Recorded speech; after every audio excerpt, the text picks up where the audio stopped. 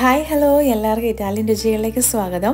വളരെ എളുപ്പത്തിൽ തയ്യാറാക്കാവുന്ന ഒരു ഇറ്റാലിയൻ ലഞ്ച് റെസിപ്പി ആയിട്ടാണ് ഇന്ന് എത്തിയിരിക്കുന്നത്. ഇറ്റാലിയൻ gnocchetti al sugoയാണ് ഇന്ന് നമ്മൾ തയ്യാറാക്കുന്നത്. റിക്കോത്ത ചീസും ടൊമാറ്റോയും കൂടെയുള്ള നല്ല ക്രീമി സോസിൽ തയ്യാറാക്കിയെടുക്കുന്ന gnocchettയുടെ റെസിപ്പിയാണ്. ഇനി ഇതേ ഒരു സോസിൽ നമുക്ക് gnocchetti മാത്രമല്ല പാസ്തയും മിക്സ് ചെയ്ത് കഴിക്കാവുന്നതാണ്. അപ്പോൾ ഇനി ഈ ഒരു അടിപൊളി റെസിപ്പി തയ്യാറാക്കാൻ ആവശ്യമായിട്ടുള്ള ഇൻഗ്രീഡിയൻസ് ഓരോന്നായി കണ്ടു നോക്കാം.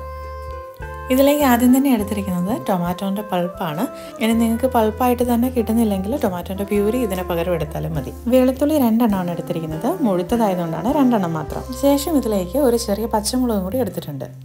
ഇനി ഇതിലേക്ക് എടുത്തിരിക്കുന്നത് റിക്കോത്തൻ്റെ ചീസാണ്. ഇത് ഏകദേശം ഒരു 100 ഗ്രാം വരുന്ന ചീസാണ് എടുത്തിരിക്കുന്നത്. ഇനി ഇതിലേക്ക് എടുത്തിരിക്കുന്നത് gnocchetti. ഇത് ഉരുളക്കിഴങ്ങിൻ്റെ ഒരു പ്രൊഡക്റ്റ് ആട്ടോ ഈ gnocchetti എന്ന് പറയുന്നത്. ഇനി ഇതിപ്പോൾ തയ്യാറാക്കാൻ 2-3 മിനിറ്റ് മതി. കാരണം നമ്മൾ ഫ്രഷ് ആയിട്ടുള്ള gnocchetti ഇതിലേക്ക് എടുത്തിരിക്കുന്നത്. ഇനി ഇത് തയ്യാറാക്കുന്ന വിധം ഒന്ന് കണ്ടു നോക്കാം. അതിനായി ചൂടായിരിക്കുന്ന ഒരു പാനിലേക്ക് 2 ടീസ്പൂൺ ഒലീവ് ഓയിൽ ഒഴിച്ചു കൊടുക്കാം. ശേഷം എണ്ണയൊന്ന് ചൂടായി വരുമ്പോഴത്തേക്കും നമുക്കതിനകത്തേക്ക് ഒരു വലിയ കഷ്ണം വെളുത്തുള്ളി ആട്ടോ ഇട്ട് കൊടുക്കുന്നത്. ഇതുപോലത്തെ വെളുത്തുള്ളി അല്ല, ചെറുതാണെങ്കിൽ 2 എണ്ണം എടുക്കാം. ശേഷം ഒന്ന് നെടുകയൊന്ന് മുറിച്ച ശേഷം ഇട്ട് കൊടുക്കാം. ഇപ്പം നമ്മൾ തയ്യാറാക്കിയെടുക്കുന്ന ഈ ഒരു ക്രീമി സോസിൽ പാസ്ത മിക്സ് ചെയ്താൽ നല്ല ടേസ്റ്റാണ് കേട്ടോ. അപ്പോൾ ഇപ്പോൾ ഇട്ട് കൊടുത്തിരിക്കുന്ന വെളുത്തുള്ളി മൂത്ത് വരുന്നുണ്ട്. ഇനി ഇതിനകത്തേക്ക് എടുത്ത് വെച്ചിരിക്കുന്ന ടൊമാറ്റോ ആഡ് ചെയ്യാം. ഏകദേശം ഒരു 300 ഗ്രാം ആട്ടോ ഞാനിപ്പോൾ ഇതിനകത്തേക്ക് ആഡ് ചെയ്യുന്നത്. ഇനി ചെറു തീയിൽ തന്നെ വെച്ച് നന്നായിട്ടൊന്ന് ഇളക്കിയെടുക്കാം. ശേഷം ഇതിലേക്ക് ഒരു 1/4 ഗ്ലാസ് ചൂടുവെള്ളം ചേർത്ത് കൊടുക്കാം. ഇനി വീണ്ടും ഒന്നുകൂടി ഇതൊന്ന് ഇളക്കി യോജിപ്പിച്ചെടുക്കാം. ഇനി ഈ സോസിൽ ഇതുപോലെ തിള വരുന്ന സമയത്ത് ഒരു 1/4 ടീസ്പൂൺ ഉപ്പുപൊടിയും കൂടി ചേർത്ത് കൊടുക്കാം. വീണ്ടും നല്ലതുപോലെ ഇളക്കി യോജിപ്പിച്ച് കുറച്ചു നേരം മൂടി വെച്ച് വേവിക്കാം. ഇനി നമുക്ക് gnocchi വേവിക്കാൻ ആവശ്യമായിട്ട് വെള്ളം തിളയ്ക്കാനായിട്ട് വെക്കാം. ഇനി വെള്ളം എടുക്കുമ്പോൾ എപ്പോഴും 100 ഗ്രാം gnocchiക്ക് 1 ലിറ്റർ വെള്ളം എന്നൊരു രീതിയിലാണ് എടുക്കേണ്ടത്. കാരണം വെച്ചാൽ വെള്ളം കുറവാണെങ്കിൽ gnocchi പരസ്പരം ഒട്ടിപ്പിടിച്ചു ഏകദേശം നമ്മുടെ പാസ്ത ആവുന്ന പോലെ തന്നെ. നമ്മൾ നേരത്തെ കട്ട് ചെയ്ത് വെച്ചിട്ടുണ്ടായിരുന്ന പച്ചമുളകിനെ ഒന്ന് ഇട്ട് കൊടുക്കാനും. പച്ചമുളക് സാധാരണ ഇറ്റാലിയൻ റെസിപ്പികളിൽ ചേർക്കാറില്ല.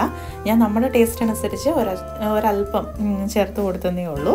പിന്നെ ഇതിലേക്ക് ചേർക്കുന്ന ഒരു 1/4 ടീസ്പൂൺ പഞ്ചസാരയാട്ടോ. ആ ഒരു ടൊമാറ്റോൻ്റെ ആ പുളിപ്പിനെ ഒരു ഇച്ചിരി കുറച്ച് നിർത്തി നല്ലൊരു ടേസ്റ്റ് നൽകാനും കൂടിയിട്ടാട്ടോ ഇപ്പോൾ ഈ നമ്മൾ പഞ്ചസാര ചേർക്കുന്നത്. ശേഷം നല്ലതുപോലെ ഒന്ന് ഇളക്കിയിട്ട് വീണ്ടും ഒന്ന് മൂടി വെച്ച് കുറച്ച് നേരം ഒന്ന് വേവിക്കാം. ഇന്ന് ഞാൻ എടുത്തിരിക്കുന്ന gnocchetti ഫ്രഷ് ആയിട്ടുള്ള gnocchetti.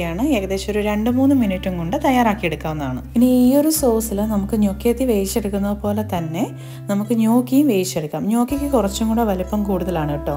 ഇതിൻ്റെ കുക്കിംഗ് ടൈം പറഞ്ഞിരുന്നത് 2-3 മിനിറ്റാണ്. ഏകദേശം 2 മിനിറ്റും കൊണ്ട് ഇത് തയ്യാറാകും. ഇനി ഇത് കറക്റ്റ് പരുവത്തിൽ കുക്കായി വരുമ്പോഴത്തേക്കും ബോൾ പോലെ ഇതിൻ്റെ മുകളിൽ ഇതിങ്ങനെ പൊന്തി വരും കേട്ടോ.